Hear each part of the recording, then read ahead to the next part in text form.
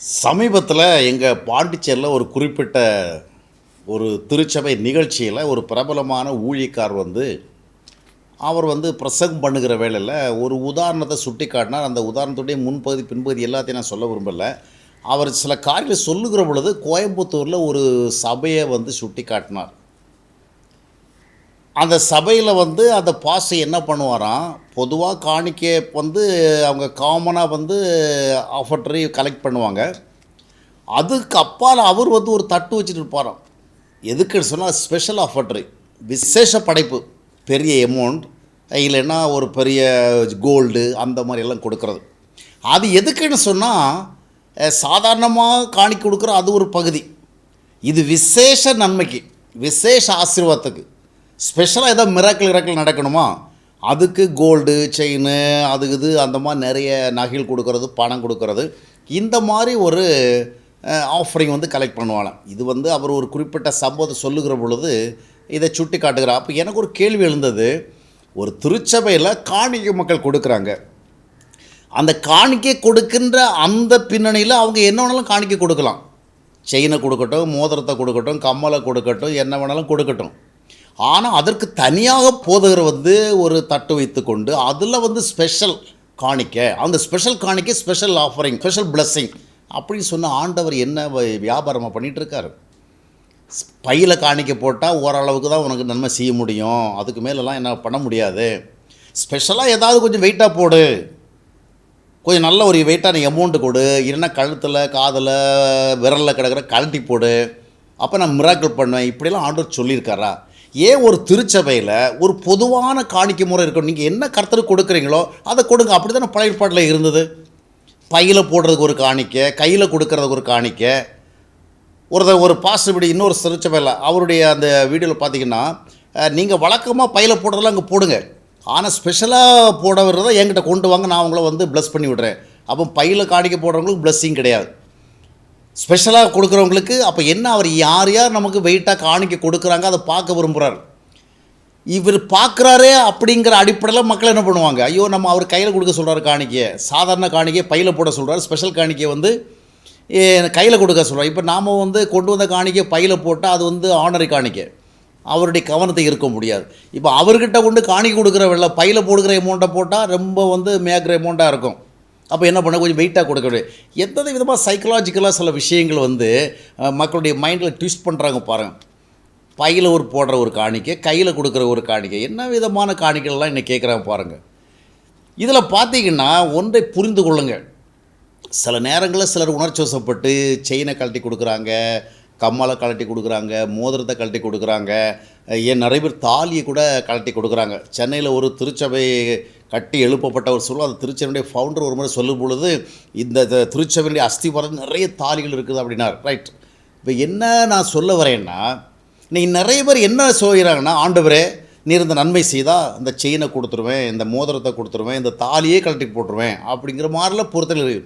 இதெல்லாம் தேவையில்லாதவைகள். கர்த்தரிடத்தில் நீங்கள் நன்மை பெற கிருபையை தேடுங்க.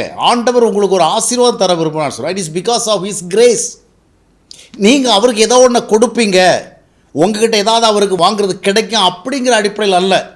நீங்கள் ஆண்டவருடைய எந்த ஒரு நன்மையும் பணத்தையோ பொருளையோ சொத்தையோ கொடுத்து வாங்க முடியாது. அது கொடுக்கறதெல்லாம் நீங்கள் வேறு கண்ணோட்டத்தில் கர்த்தருக்கு நீங்கள் சந்தோஷமாக செய்யணும், அது வேறு விஷயம்.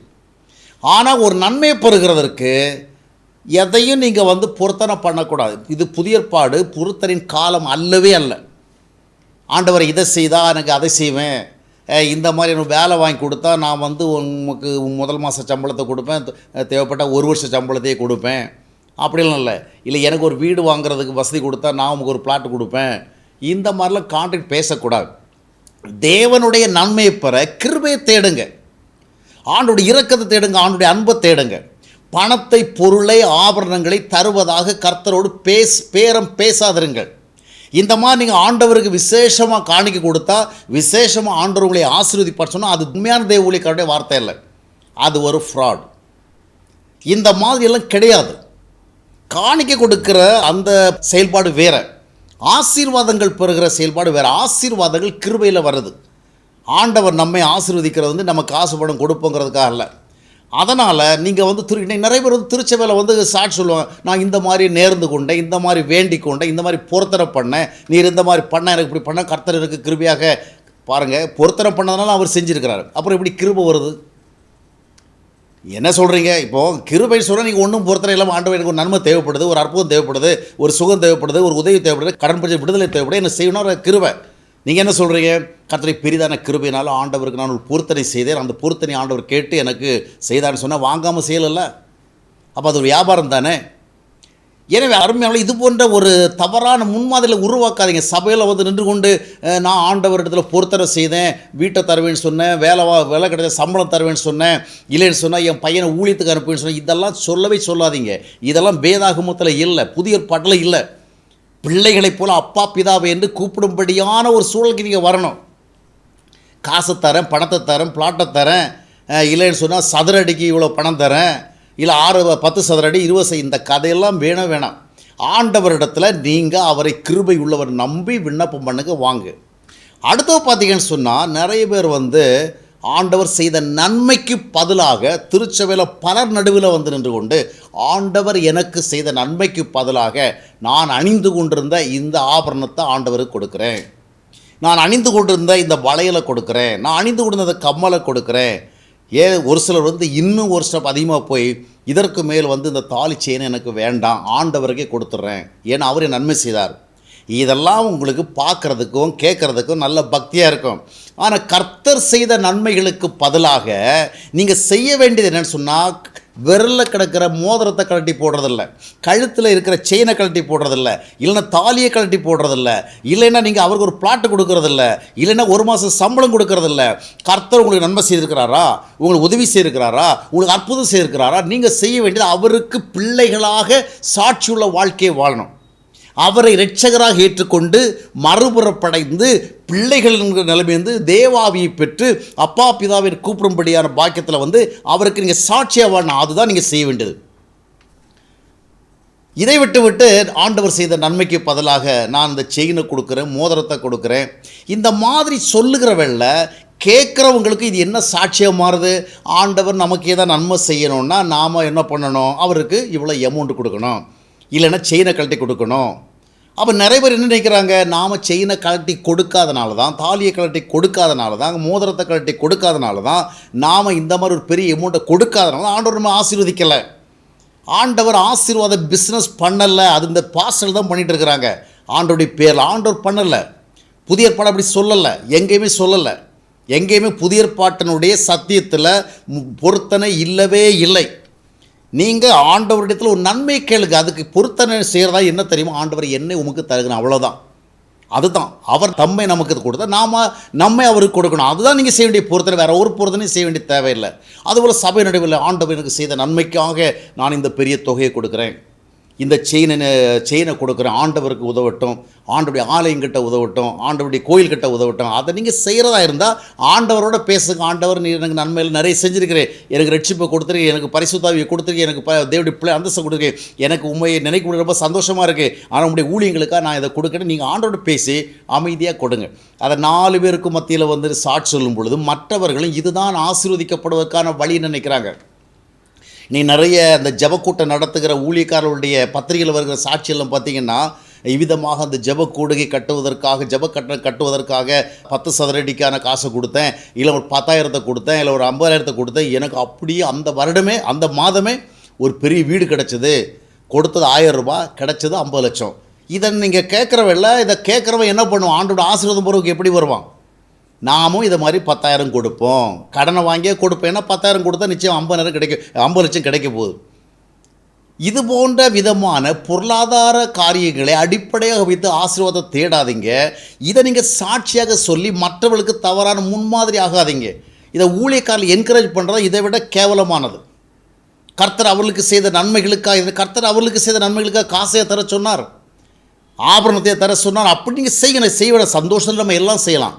வீட்டை வேணாலும் கொடுங்க, பிளாட்டை வேணாலும் கொடுங்க, சொத்தை வேணாலும் கொடுங்க, சைலண்டாக கொடுத்துருங்க. ஆனால் இதை நீங்கள் வந்து சபை நடுவில் வந்து ஆண்டவர் எனக்கு செய்த நன்மைக்கு பதிலாக இதை செஞ்சேன் அப்படின்னா அங்கே இருக்கிற மற்றவங்களுக்கு என்ன வரும்? நாம் இதை மாதிரி செஞ்சால் தான் ஆண்டவர் ஆசீர்வதிப்பார். அவங்க வீட்டையே கொடுத்துருக்குறாங்க, அவங்க செயினே கொடுத்துருக்குறாங்க, தாலியை கொடுத்துருக்குறாங்க. நான் அநேக வருஷங்களுக்கு முன்பாக திருப்பத்தூர் என்கிற இடத்துல நடந்த ஒரு உபவாசம் கூட ரொம்ப வருஷங்களுக்கு முன்னாடி. அப்போ அன்றைக்கு அதை முன்னின்று நடத்தின ஒருத்தர் வந்து திடீர்னு ஒரு அறிவிப்பு கொடுத்தார். என்ன அறிவிப்புன்னு சொன்னால், இந்த கூடுகை நடத்துறதுக்கு நம்ம இடத்துல இப்போ பணம் இல்லை, நிறைய ஷார்ட்டேஜ் இருக்குது, அப்போ என்ன செய்கிறது கர்த்தருடைய சமூகத்தில் நான் யோசிச்சுன்னு சொல்லி அவர் என்ன பண்ணான்னா, நான் இதனுடைய தேவை சந்திக்கிறேன், என்னுடைய கடிகாரத்தை கழட்டி கொடுக்குறேன். அவர் ரொம்ப ஒரு காஸ்ட்லி கடிகாரம்னு நினைக்கிறேன். நான் அந்த கூட்டத்தில் கலந்துருந்தேன். கடிகாரத்தை கழட்டி நான் ஆண்டவருக்கு கொடுக்குறேன் அப்படின்னாரு. அவ்வளோதான். அந்த கூட்டத்தில் இருந்து அவங்கவுங்க மோதிரத்தை கலட்டினாங்க, செயினை கலட்டினாங்க, கோல்டை நிறைய அள்ளி கொடுத்தாங்க, பணத்தை கொடுத்தாங்க. அப்புறம் அறிவிப்பு வருது, நமக்கு தேவைப்படுகிறதை விட மிக அதிகமாக வந்துச்சு. இதுக்கு தானே இதெல்லாம் பண்ணது. இப்போ ஆண்டவருக்கு இவர் வந்து கடிகாரத்தை கொடுக்குறதா இருந்தால் இந்த மாதிரி ஒரு பப்ளிக்கில் இந்த விதமாக அனௌன்ஸ் பண்ணியே கொடுக்கணும். அவர் என்ன பண்ணியிருப்பார், ஜென்ரலாக அந்த ஆர்கனைஸ் பண்ணுறவங்கள்ட்ட, எப்போ நமக்கு நிறைய ஷார்ட்டேஜ் இருக்குது, என்னால் இயன்றது என் கடிகாரத்தை கொடுக்குறேன், அது நல்ல விலை உள்ள கடிகாரம், நீங்கள் அதை வித்தியாதான் பண்ணுங்க, சைலண்டாக பண்ணும். கூட்டத்தில் வந்து அறிவிக்கிறதுக்கு நான் இந்த மாதிரி பண்ணுறேன், அது மாதிரி நீங்கள் எல்லாம் என்ன பண்ணுங்கள், சின்ன மீனை போட்டு நம்ம பெரிய மீனை பிடிக்கிறது மாதிரி இது ஒரு வேலை. எனவே இது போன்ற முறைகளை விட்டு விலகுவோம். நாம் இந்த மாதிரி கொஞ்சம் கொஞ்சம் கொஞ்சம் பண்ணி கிறிஸ்தவத்தினுடைய ஒரு மகிமையை வந்து நாம் வெளியே தெரிய விடாதபடி மறைச்சிட்டோம். இதெல்லாம் நமக்கு ஒரு பெரிய பக்தியான சாட்சி மாதிரி தருது. நீங்கள் ஆண்டவருக்கு என்ன வேணும் கொடுங்க, ஆண்டவருக்கு உங்களுக்கு அது இருக்கட்டும். அதை விட்டு பெரிய விளம்பரம் பண்ணிக்கிட்டு ஆண்டவர் எனக்கு நன்மை செஞ்சார், அதுக்கு பதிலாக நான் இந்த செயினை கொடுக்குறேன், இந்த காப்பை கொடுக்குறேன், இந்த மோதிரத்தை கொடுக்குறேன். உங்களுடைய செயினுக்காக மோதிரத்துக்கு ஆண்டவரை செஞ்சாரா? இல்லை இதை கேட்குற மற்றவங்களுக்கு என்ன வரும், ஐயோ உறுத்துனாரே அவங்களுக்கு, நாம் கழுத்தில் செயினை போட்டுட்டு இருக்கிறோமே, கையில் வளையத்தை போட்டு கொண்டிருக்குமே. சிலர் பார்த்துருக்குறோம், இனிமேல் எனக்கு ஒன்றுமே செயின் தேவை கிடையாது, வளையம் தேவை கிடையாது, ஆண்டவர் எனக்கு பெரிய நன்மை செய்கிறார், என் கழுத்தில் எல்லாம் கழட்டி போட்டுறேன். ஆண்டவங்களை அப்படி செய்ய சொன்னாரா? நான் உனக்கு இவ்வளோ பெரிய நன்மை செஞ்சுருக்கேன், இனிமேல் நீ வளையல் போடாத, இனி மோதிரம் போடாத, செயின் போடாத ஆண்டவர் சொன்னார்? சொல்லவே மாட்டார். நீங்கள் இமோஷனலாகி ஏதாவது செஞ்சுருப்பீங்க. ஏன்னா இவைகளெல்லாம் சாட்சிகளாக மாறக்கூடாது. இதை பாஸ்டில் வந்து என்கரேஜ் பண்ணக்கூடாது. நகையை கழட்டி போடுகிற, தாலியை கழட்டி போடுகிற இந்த பழக்கங்களை சபைகள் அங்கீகரிப்பதனால கிறிஸ்தவ சுவிசேஷ நிறுவனம் ஏற்றுக்கொள்வது தயங்குறாங்க. ஏன்னா அங்கே போனால் நகையெல்லாம் கழட்டி போட வேண்டி வரும் போல் இருக்குது. ஒரு சிலர் வந்து சில பிரச்சனை மத்தியில் சில சபைகளுக்கு போய்ட்டு அப்புறம் பார்த்தா எனக்கு கோல்டு வேண்டாம், அது வேணும், எல்லாம் கழட்டி போனால் அப்படி உறவுகள் எல்லாம் பார்த்தே அப்போவே சொன்னேன் போகாதேன்னு. நீ எல்லாம் வந்து நிறைவாக போயிட்டு எல்லாம் காலியாக வந்துட்டியே, எம்டி பண்ணிட்டாங்களே ஒன்று. காரணம் என்ன, இவங்க இமோஷனலாக பண்ணுற விஷயம். இது கிறிஸ்தவம் அல்ல. கிறிஸ்தவத்தில் இதெல்லாம் கேட்கவே இல்லை. மோதிரத்தை கழட்டி போடு, கம்மலை கழட்டி போடு, எதை கழட்டி விடணும் கொடுங்க, அது உங்களுடைய சந்தோஷம். உங்கள் குடும்பத்தோடு பேசி கொண்டு நல்ல அண்டர்ஸ்டாண்டிங்கோடு போடுங்க. சிலர் நான் கணவனிடத்தில் கூட கேட்க மாட்டேன், கர்த்தர் வந்து என்ன ஏவன், அப்படிலாம் ஏவ மாட்டார். கடவுள் நமக்கு ஒரு குடும்ப வாழ்க்கையை கொடுத்துருக்கிறாரு. கணவன் மனைவி கிடையில் சில ஒத்த கருத்துக்கள் இருக்க வேணும், அந்த மாதிரி இல்லாதபடி கணவனுக்கு தெரியவில்லை கர்த்தர் என்ன ஏவினார் சொன்னால் அது கர்த்தர் ஏவுகிறது கிடையாது. உணர்வுடைய உணர்ச்சி ஏவி இருக்கும், இல்லைன்னா பிசாசு ஏவி இருப்போம். எனவே இதுபோன்ற ஆரோக்கியமற்ற முறைகளை கைவிட்டு தேவனுடைய மகிமை விளங்குவதற்கு ஏதுவான காரியங்களை கவனம் செல்லும். கர்த்தருக்கு உண்மை உத்தமமாக வாழ்வு தான் நீங்கள் ஆண்டவருக்கு செய்கிற, கர்த்தர் செய்த உபகாரத்தை செய்கிற பதில். மற்றவையெல்லாம் நீங்கள் சந்தோஷத்தோடு உங்கள் மன விருப்பத்தின்படி நீங்கள் செய்யுங்க. அதை பெரிய விளம்பரங்களாக்கி அநேகருக்கு ஒரு விதமான உறுத்தலையும் ஒரு விதமான குறை உணர்வை ஏற்படுத்தி அவர்களும் தவறான முடிவுகள் எடுப்பதற்கு நீங்கள் வழிவகுக்கக்கூடாது.